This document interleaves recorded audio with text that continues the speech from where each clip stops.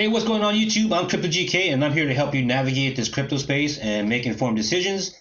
And in today's video, I'm going to show you how to send and receive a cryptocurrency. Let's get to it.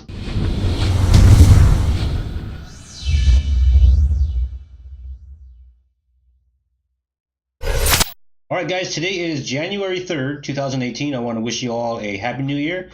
And 2017 was a great year for crypto, but 2018 is going to be so much better as long as we're making the right decisions and learning the right way.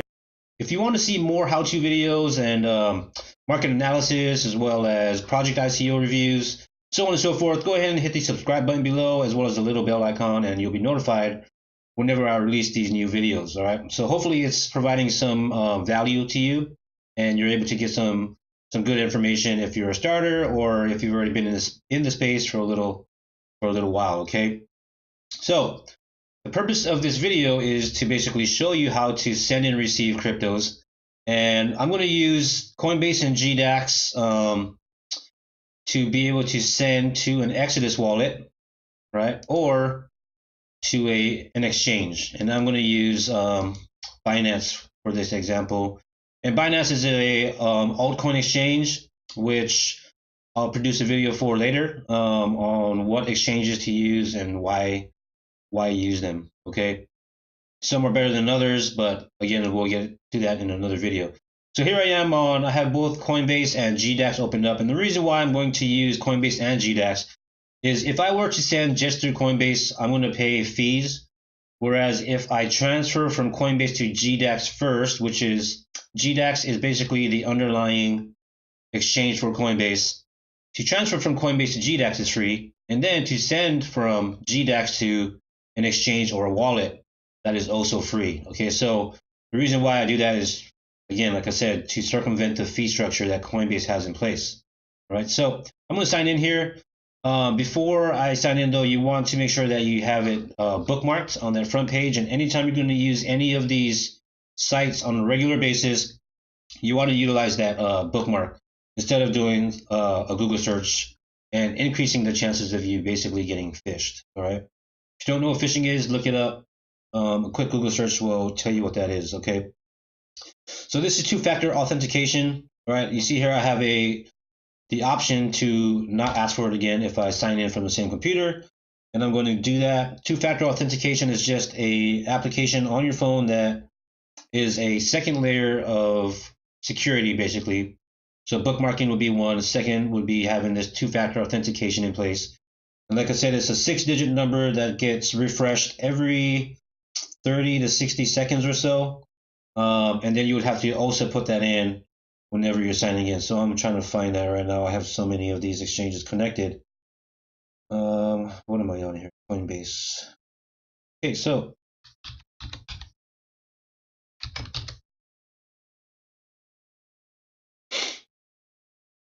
as you can see on this side, I'm not yet signed into GDAX, but once I signed into Coinbase, and like I said before, GDAX is the underlying exchange of Coinbase, you basically automatically have a GDAX account. Okay. Now, when you sign in for the first time, if you haven't gone through the additional verification processes that Coinbase has, meaning putting your the front and the back of your ID and taking a picture for Know Your Customer or limit increases on Coinbase, then once you log into GDAX for the first time, it will ask you to complete that part of the registration. And if you're not this far and you haven't bought your first cryptocurrency, I do have a video on how to buy your first Bitcoin or cryptos on Coinbase or Uphold, and it should be linked up top here or in the description below. Okay, so once you're on your Coinbase dashboard, to be able to send or receive, you would just hit on this Accounts tab. And right now I have some Litecoin here, so I want to send this, but let's say I'm not sending it to GDAX first. So I'm going to show you what the fee structure looks like. And for Litecoin, it's pretty cheap because of the way the Litecoin network is. But if I were to send Bitcoin, the average price that I've seen in the last few days was $15 for the network fee. Okay, so $15 is a significant amount when you're talking about just sending from one wallet to another, or in any aspect, it's a significant amount.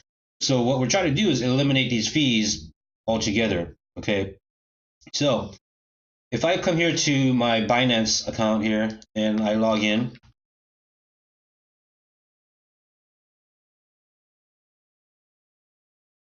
I have to go through the two-factor authentication again. So I would come over to my deposits and withdrawals under Binance, and if you haven't signed up to Binance, I will be making a video on how to sign up and use Binance and then why you should use it. Okay, it's a great exchange. It has taken the #1 spot within 5 months, but be on the lookout for that video. All right. So if I wanted to send from my Coinbase wallet to my Binance wallet, I would head over, I would find the wallet that I want to send to. So it would be a Litecoin for Litecoin, right? If it was Bitcoin, then I would just find the Bitcoin wallet and deposit it there. But in this case, we're dealing with Litecoin. So I'm gonna go there and click on the deposit. It says right here, it's important, send only Litecoin to this deposit address. Sending any other currency to this address may result in the loss of your deposit. So, make sure, right? We want to double check everything that we do, utilize safe practices. I'm going to copy this address. I'm going to go over to Coinbase and paste it in here. Okay. And I'm going to send the max. So I'm going to come down here and I'm going to send the max. And as you can see, the network fee would be 24 cents, right? Which doesn't sound like that much, but hey, if I can save that 24 cents, why not, right? So we're going to do that. We're going to go and head over to GDAX, which is the underlying exchange of Coinbase. And like I said, once you log in the first time, if you haven't completed some of the verification processes with Coinbase, it will ask you to do that. And basically that's uploading a front and back image of your ID as well as a picture of your face, okay? And this is just so it's know your customer. If there's any suspicious activity going on with your account, then they may have to report you, okay? So here, if I wanted to deposit, right? I wanted to deposit Litecoin into GDAX, you would click on deposit, and as you can see, it's automatically linked to your Coinbase account. So I'll click on the Coinbase account, and you can see the balance is the same in both of these, right? So I would click here, and basically I'd have to type all this in. And it actually tells you down here, deposits from your Coinbase accounts are unlimited and they're also instant and free, right? So there you go. I'm going to deposit the funds there. And so it's deposited, it's updated on my Coinbase account because they're one and the same. And from there, you can exit out and you'll see it's updated here. Now, if you're looking at the dashboard of Coinbase, and I'm just going to tell you why people would use GDAX over Coinbase, is because if I wanted to buy any of these cryptocurrencies, it's a set price. I cannot set those according to what I want to buy them at. Okay. Whereas if you go into GDAX, there's an order and a sell book. And basically, if I don't want to buy at the market order, I can set a limit order here, which basically means being able to set my own price. And if I'm thinking that, say, Litecoin is going to go below $243.67, say I want to buy it when it hits $240 instead, I could click in here and I could type in, I want to buy 5 Litecoin when it reaches $240. And once I place that limit or that limit order, it would get placed in this buy order book. And once it hits that, if it does, then your market or your limit order will fill. Okay. Now, the way that you would have to do that is you would have to basically, instead of buying any of these coins, you would have to deposit US dollars into your USD wallet, as you can see here under the accounts tab on your Coinbase dashboard. You come down here and there's a USD wallet option where you could deposit money into your wallet, which would take 3 to 8 days because it's basically a transfer from your bank to a USD wallet if you have your bank account linked, okay? And then from there, you would do the same thing that we just did. You would transfer over to GDAX and then place your orders within GDAX, all right? So, all right, I got off a little bit on that soapbox on how to work some of these exchanges here, but it's just a way of being able to basically pay less fees and be able to select what price you want to buy at, okay? So that's kind of the big differences between Coinbase and GDAX. The fees, and then the ability to be able to place your own orders according to what you think the price or what price you actually want to buy in at. Okay, so now I have my Litecoin on GDAX, and I want to actually now withdraw to my Binance account, right? So if I click on this withdraw tab, I'm going to click here on the Litecoin address. I'm going to go back to my Binance wallet, my Litecoin wallet here, right? Litecoin. I'm going to again copy this to my clipboard just to make sure that it's updated. Then I'm going to go back to GDAX and type in the address here, or paste it, and press on the max. You could also just verify this manually. You could look at the first three and the last three, and then go back and look at your Binance wallet to verify it that way. But I'm pretty safe with just copying it to your clipboard and then pasting it. But again, if you're just going to use safe practices, it doesn't take that long for you to just verify it manually. So I would recommend doing that as well. Okay, now that I'm in GDAX, it asks for this two-factor authentication again. And you're going to use the one that's linked to your Coinbase account because, again, they're one and the same. And once I click to withdraw funds, it will get transferred over to my Binance wallet. And here you see down here again, it says the Litecoin network transfers are fast and free. So I'm going to just send a little bit to my Binance account just to show you how it works, right? So I've gone to my Binance. I've clicked on withdraw on the GDAX wallet when I have Litecoin selected, right? Withdraw, found my wallet on Binance, input how much I wanted to input or send, put in the two-factor authentication, which most of these websites or exchanges are going to ask you to do because, like I said, it's another layer of security, and it ensures that you're taking the necessary precautions to keep yourself safe as well. And withdraw funds. So there you go. I have sent 3 Litecoin to my Binance wallet. And then, for depending on what blockchain you're using, some take longer than others. Okay, so you're just going to have to wait until it hits your funds.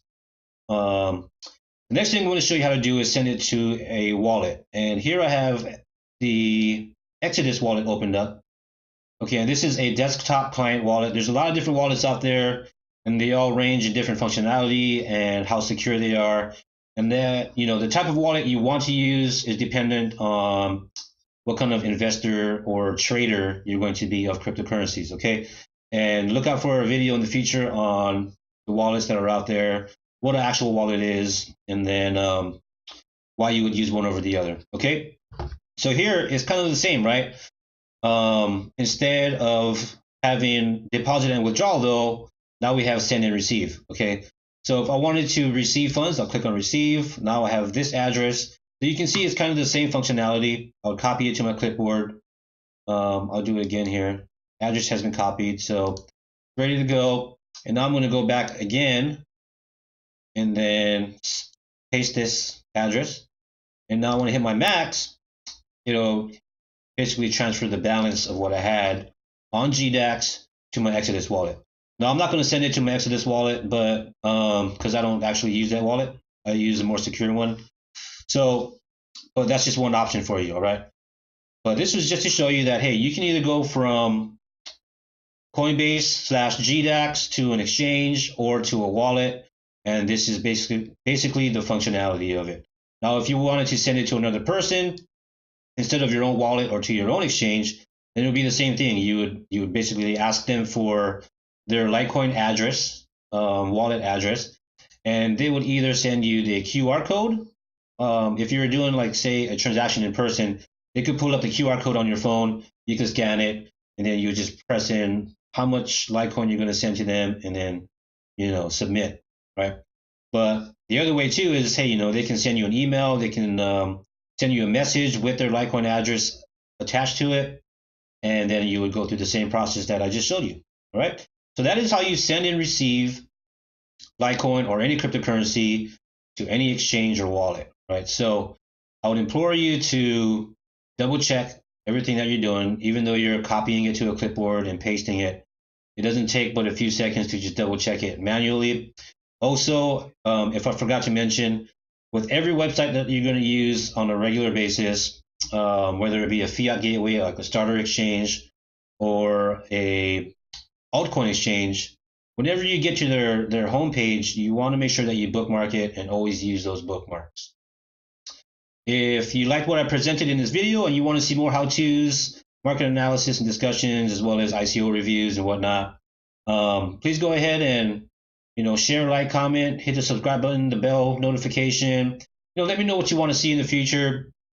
And really, I'm just here to help everybody out. I mean, I love this whole space. We can make a lot of money, but the technology is helping everybody out there, and that's why I'm so enthusiastic about it. All right, guys. So stay tuned for the videos I mentioned earlier, and I hope to see you guys next time. All right, guys.